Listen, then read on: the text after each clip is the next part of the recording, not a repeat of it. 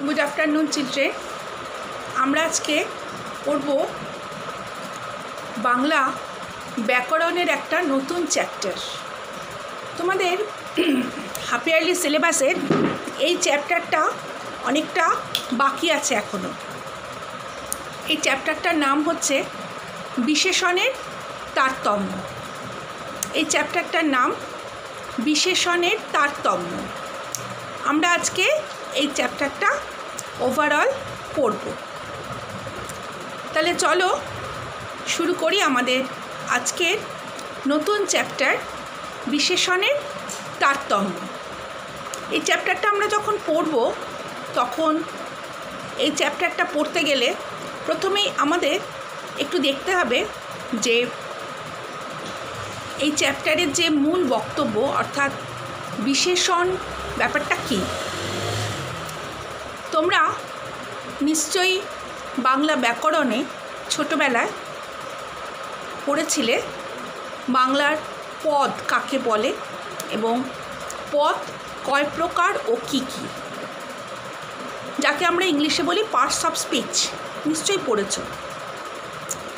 তাতে করে আমরা কি দেখেছি, কোনো বাংলায় যে শব্দ বা বাক্য আছে, কোনো একটা বাক্যর মধ্যে যে বিভিন্ন পদ সমষ্টি দিয়ে একটা বাক্য গঠন হয়, সেই প্রত্যেকটা পদ সমষ্টিকে নিয়ে একটা বাক্য গঠন হচ্ছে এবং এই প্রত্যেকটা পদকে আলাদা আলাদা করে আমরা 5 ভাগে ভাগ করি। যেমন বিশেষ্য পদ বা নামপদ, বিশেষণ পদ, ক্রিয়া এবং অব্যয়। বিশেষ্য, বিশেষণ, ক্রিয়া, অব্যয়, এই 4টে পদ এবং এর সঙ্গে থাকে সর্বনাম পদ।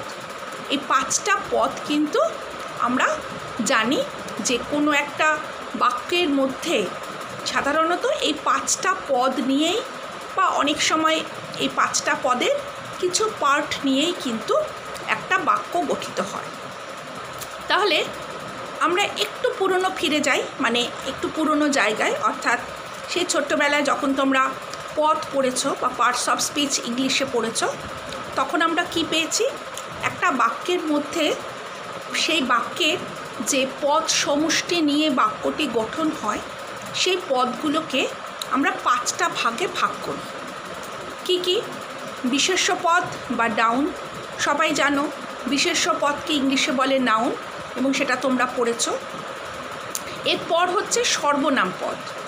সর্বনাম পদ অর্থাৎ প্রোনাউন।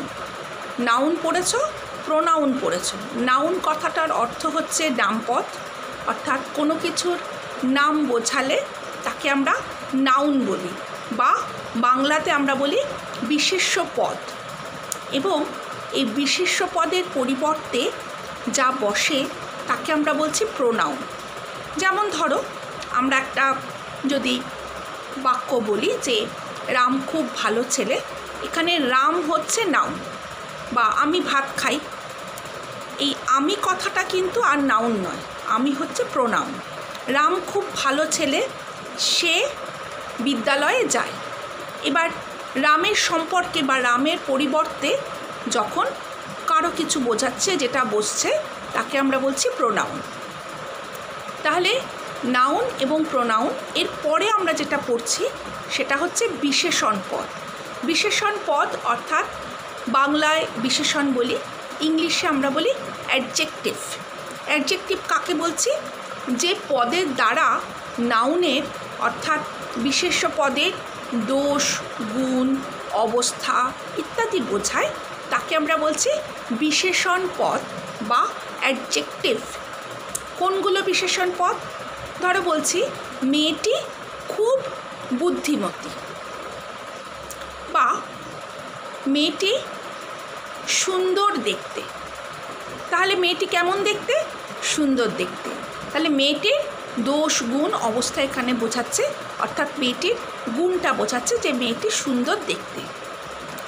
সে ভালো ছেলে, এখানে সে কীরকম ছেলে? না ভালো ছেলে। তাহলে ভালো কথাটা হচ্ছে সে, অর্থাৎ এই প্রোনাউনের দোষ গুণ বোঝাচ্ছে। ফুলটি লাল রঙের, ফুলটি কী রঙের? না লাল রঙের। তাহলে লাল হচ্ছে এই ফুলের দোষগুণ অবস্থা বোঝাচ্ছে। তাহলে যে পদের দ্বারা বিশেষ্য বা সর্বনাম পদের দোষ গুণ অবস্থা ইত্যাদি আমরা বুঝতে পারি তাকে আমরা বলছি অ্যাডজেক্টিভ বা বাংলায় বলা হয় বিশেষণ। এছাড়াও আরও দুটি আমরা পদের বিভাগ পাই, যেমন একটি হচ্ছে ক্রিয়াপদ। ক্রিয়াপদ মানে তোমরা সবাই জানো ভার্ব। ভার্ব হচ্ছে কোনো কাজ করাকে বলে ক্রিয়াপদ। সে কাঁদছে, আমি হাসছি, সে স্কুলে যাচ্ছে, ইত্যাদি ইত্যাদি। ছেলেটি খেলছে, ছেলেটি পড়াশোনা করছে, আমি ভাত খাচ্ছি। এই যে কোনো কিছু কাজ করাকে আমরা বলছি ক্রিয়া, অর্থাৎ ডুইং ভার্ব। ডুইং যে ওয়ার্ডগুলো তাকে আমরা বলছি ক্রিয়াপদ। এই ক্রিয়াপদ হচ্ছে বিশেষ্য বিশেষণের কী করছে, কোনো রকম কাজ করাকে বোঝাচ্ছে, তাকে আমরা বলছি ক্রিয়াপদ। আরেকটা হচ্ছে অব্যয়। অব্যয় হচ্ছে লিঙ্গ বচন পুরুষভেদে যার কোনো ব্যয় হয় না বা যার কোনো চেঞ্জ হয় না, তাকে আমরা বলছি অব্যয়। অর্থাৎ কোনো একটা বাক্যের মধ্যে আমরা ইংলিশে যেকে আমরা বলছি ধরো প্রিপোজিশন, কনজাংশন, এই সব কিছু মিলিয়েই কিন্তু বাংলার অব্যয়। আমি কিংবা সে যাবে, এই যে কিংবা। এখন আমি যেতে পারলেও পরে পারবো না, পারলেও কথাটা। অথবা যেমন ধরো আরও আছে, এখানে পারলেও কথাটা অব্যয় নয়। ধরো আমি এভাবে বলতে পারি যে তিনি আসবেন, তাহলে আমি যাব। এই যে তাহলে কথাটা, তিনি আসবেন তাহলে আমি যাব। তা আজকে আমাদের কিন্তু বিষয়বস্তু হচ্ছে পার্টস অফ স্পিচ বা বাংলার পদের শ্রেণীবিভাগ পড়া নয়। আজকে আমরা কিন্তু পড়ছি বিশেষণের প্রকারভেদ। তাহলে তোমরা এতক্ষণ কি জানলে? বাক্য মধ্যস্থিত যে পদগুলি রয়েছে সেই পদগুলোকে আমরা 5 ভাগে ভাগ করি। কী কী পাই? একটা হচ্ছে বিশেষ্য পদ, সর্বনাম পদ, অব্যয়, ক্রিয়া। বিশেষ্য, সর্বনাম, অব্যয়, ক্রিয়া, এবং আজকে আমরা যে চ্যাপ্টার পড়ব সেটি হচ্ছে বিশেষণ। তা আমাদের আজকে মূল এমফাসিস হচ্ছে বিশেষণ পদ সম্পর্কে। অর্থাৎ আমরা আজকে পড়ব বিশেষণ পদের তারতম্য। বিশেষণ পদের তারতম্য তোমরা কিন্তু ইংলিশে পড়েছ। যেমন ধরো গুড, বেটার, বেস্ট। এই যে বিশেষণ পদের তারতম্য, অর্থাৎ এক একটা সময় এক এক রকমভাবে উচ্চারণ হয়। এই এক একটা সময় যে এক এক রকমভাবে উচ্চারণ হচ্ছে, এই যে বিশেষ্য পদের তারতম্য যেটা, সেটা আজকে আমরা পড়ব। এবং এই বিশেষণ পদের তারতম্য পড়ার আগে আমরা আরেকবার জেনে নিই যে বিশেষণ পদটা কী জিনিস। বিশেষণ পদ দ্বারা অনেক সময় প্রাণী, বস্তু বা বিষয়ের গুণ, অবস্থা, বৈশিষ্ট্য প্রভৃতির সঙ্গে অন্য কোনো প্রাণী, বস্তু বা বিষয়ের যে গুণ, অবস্থা, বৈশিষ্ট্য তার তুলনাও কিন্তু হয়। এইভাবে তুলনা করতে গিয়ে বিশেষণ পদের তারতম্য ঘটে। তাহলে বিশেষণ পদ কাকে বলছে? বিশেষণ পদ হচ্ছে কোনো নাউন অর্থাৎ বিশেষ্য বা সর্বনাম পদের দোষ, গুণ, অবস্থা বোঝাতে আমরা বিশেষণ পদ প্রয়োগ করি। আর আমরা আজকে যেটা পড়ব সেটা হচ্ছে বিশেষণ পদের তারতম্য। বিশেষণ পদের তারতম্য ব্যাপারটা কি? কোনো একটা বিশেষণ পদ থেকে অনেক সময় বিশেষণ পদে আমরা কি দেখছি, যে কোনো একটা প্রাণী বা বস্তুর অবস্থা, গুণ, বৈশিষ্ট্য প্রভৃতি আলোচনা করছি। এবার কোনো একটা প্রাণীর বা বস্তুর যখন আমরা গুণ, বৈশিষ্ট্য আলোচনা করছি, তার সঙ্গে অন্য একটা প্রাণীর গুণ, বৈশিষ্ট্য বা অবস্থা আলোচনা করার সময় অনেক সময় দেখা যায় আমরা তুলনা করি। এই যে তুলনা করতে গিয়ে এই বিশেষণ পদের কিছু তারতম্য ঘটে। ধরো ছেলেটি ভালো, আমরা হয়তো বললাম যে রাম ভালো ছেলে, লক্ষণ ভালো ছেলে। তাহলে দুজনেই ভালো ছেলে তো বলছে না, তাহলে লক্ষণ নিশ্চয়ই রামের থেকে আরও ভালো ছেলে হবে। তাহলে লক্ষণ রামের থেকে আরও ভালো ছেলে, আর রাম, লক্ষণ ভালো ছেলে, ভরত হচ্ছে এদের মধ্যে সব থেকে ভালো ছেলে। অর্থাৎ এইভাবে আমরা বিভিন্ন ব্যক্তি বা বস্তু বা বৈশিষ্ট্যের সঙ্গে একটা তুলনা করি। তাহলে আজকে যে আমরা বিশেষণের তারতম্য যেটা পড়ছি, এটা পড়তে গেলে যে বিশেষণের তারতম্য ব্যাপারটা কি সেটা আমরা কি বলবো, যে বিশেষণের রূপের যে পরিবর্তন ঘটে, যে আধিক্য সূচক পরিবর্তন ঘটে, তাকে আমরা বলছি বিশেষণের তারতম্য।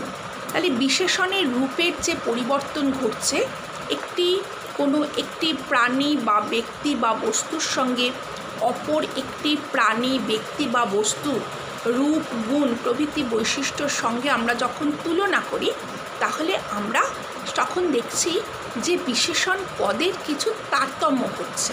এই তারতম্যটাকেই কিন্তু আমরা বলছি বিশেষণের তারতম্য।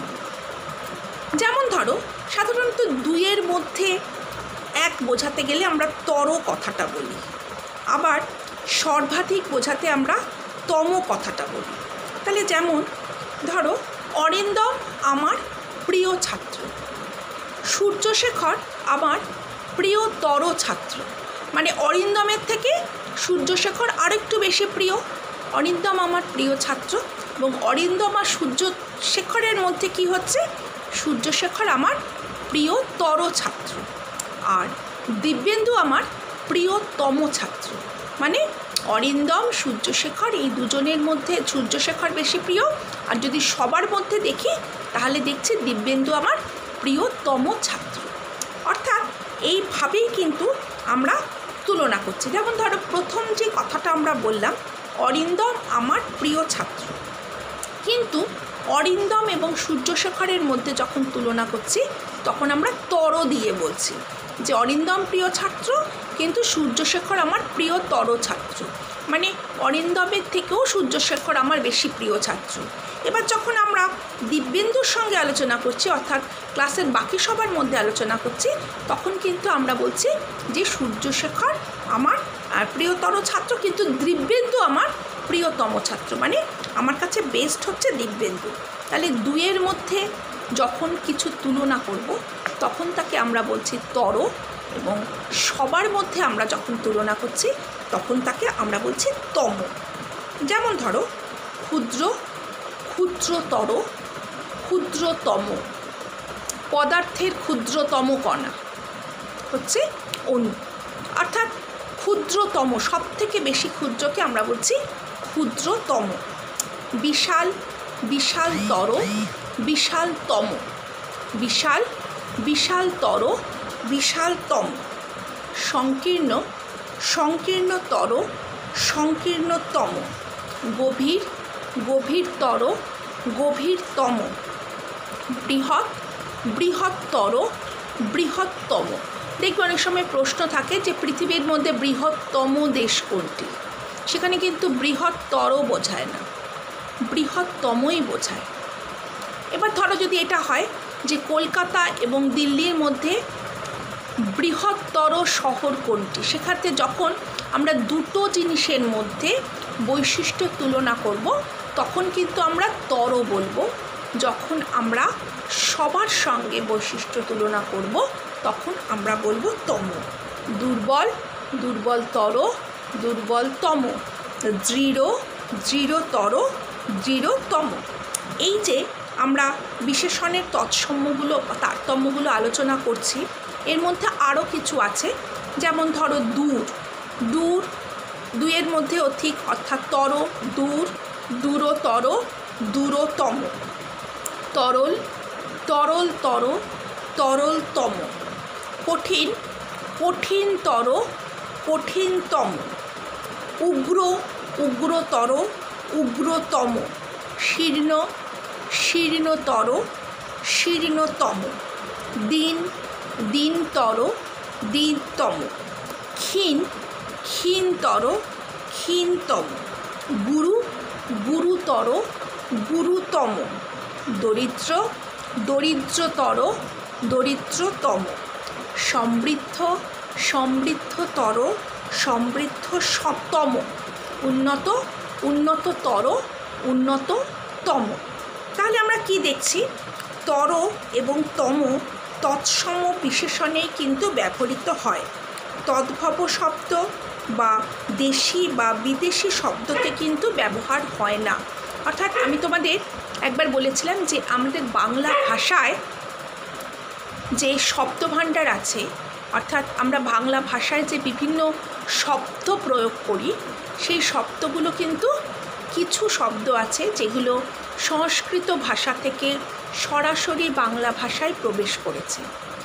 যেই শব্দগুলি সংস্কৃত ভাষা থেকে সরাসরি বাংলা ভাষায় প্রবেশ করেছে তাকে আমরা বলছি তৎসম শব্দ। এই যে তর এবং তম, এই যে ব্যাপারগুলো, অর্থাৎ এই যে বিশেষণের তারতম্য, এক্ষেত্রে কিন্তু আমরা সাধারণত সংস্কৃত শব্দের ক্ষেত্রেই আমরা বলি। তদ্ভব শব্দ মানে যে শব্দগুলো ডাইরেক্ট সংস্কৃত ভাষায় প্রবেশ থেকে বাংলা ভাষায় প্রবেশ করেনি, একটু ভেঙে প্রবেশ করেছে বা দেশি শব্দ, সেক্ষেত্রে কিন্তু আমরা তর কিংবা তম বলি না। যেমন ধরো লম্বা, লম্বা তর, লম্বা তম, আমরা কিন্তু এই কথাটা বলি না। ঢেঙা, ঢেঙা তর, ঢেঙা তম, এটা কিন্তু হয় না। অর্থাৎ এগুলো যেহেতু দেশি শব্দ, এগুলোর ক্ষেত্রে কিন্তু আমরা তর এবং তম দিয়ে বলতে পারি না। বিশেষণের তারতম্য বোঝাবার জন্য অনেক সময় ইয়ান বা ইষ্ঠ যুক্ত করা হয়। সব সময় যে তর বা তম সেটা কিন্তু হয় না। যেমন ধরো লঘু, লঘু, লঘুর ক্ষেত্রে আমরা যদি দুইয়ের মধ্যে বলি যে দুই জনের মধ্যে কোনটা বেশি লঘু, তাহলে লঘুতর, লঘুতম কিন্তু আমরা বলবো না। কি বলবো? লঘু, লঘুয়ান এবং লঘিষ্ঠ। গুরু, গরিয়ান, গরিষ্ঠ। বহুত, ভুয়ান, ভূয়িষ্ঠ। প্রিয়, প্রেয়ান, প্রেষ্ঠ।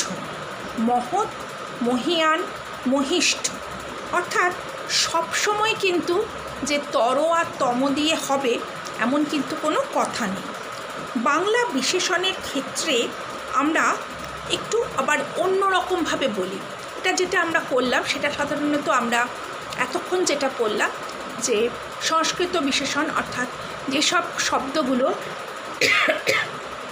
সংস্কৃত শব্দ থেকে ডাইরেক্ট বাংলা ভাষায় প্রবেশ করেছে তাকে আমরা তৎসম শব্দ বলি।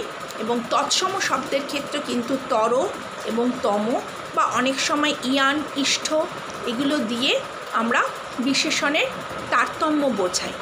কিন্তু বাংলা বিশেষণের ক্ষেত্রে কিন্তু এই রকম দুইয়ের বা খাঁটি বাংলায় দুই বা ততোধিক শব্দের ক্ষেত্রে কোনো ব্যক্তির দোষ, গুণ, অবস্থা, উৎকর্ষতা, অপকর্ষতা ইত্যাদি বোঝালে সংস্কৃত কোনো প্রত্যয় কিন্তু যোগ হয় না। আমরা ছোট, ছোটতর, ছোটতম এই কথাটা কিন্তু লিখি না। বাংলার নিজস্ব কিছু পদ্ধতি আছে, অর্থাৎ বাংলা বিশেষণের তারতম্যের জন্য কিন্তু আবার একটু অন্যরকমভাবে আমরা বলি। যেমন আমি তোমার থেকে, যেমন ধরো কতগুলো আমরা কথা বলি যে অপেক্ষা, চেয়ে, চাইতে, হইতে, থেকে প্রভৃতি অনুসর্গ ব্যবহার হয়। যেমন এই কথাটা যদি আমরা বলি যে ঢাকার চেয়ে কলকাতা বড়, অর্থাৎ এখানে ঢাকার চেয়ে কলকাতা বড়, এক্ষেত্রে কিন্তু কলকাতা বড়তর, এটা কিন্তু আমরা বৃহত্তর ঢাকার চেয়ে, এটা একটা বৃহৎ কথাটা কিন্তু এখানে নেই, তাই আমরা বৃহত্তর কথাটা বলবো না। তাহলে ঢাকার চেয়ে কলকাতা বড়, এখানে কিন্তু বিশেষণের তারতম্যতে আমরা বৃহত্তর না লিখে চেয়ে কথাটা লিখলাম।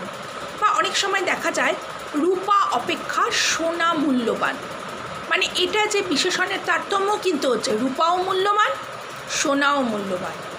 রূপা অপেক্ষা সোনা মূল্যবান। আবার পাটনা থেকে কটক কাছে।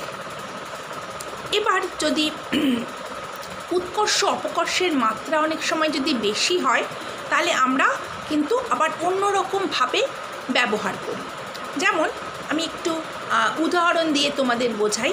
যেমন ধরো মাঘ মাসে দিনের চেয়ে রাত একটু বড়, সোনার চেয়ে তামা অনেক কম দামি, রতন শিলার চাইতে অনেক বেশি লম্বা, আমার থেকে সে খুব একটা বড় নয়।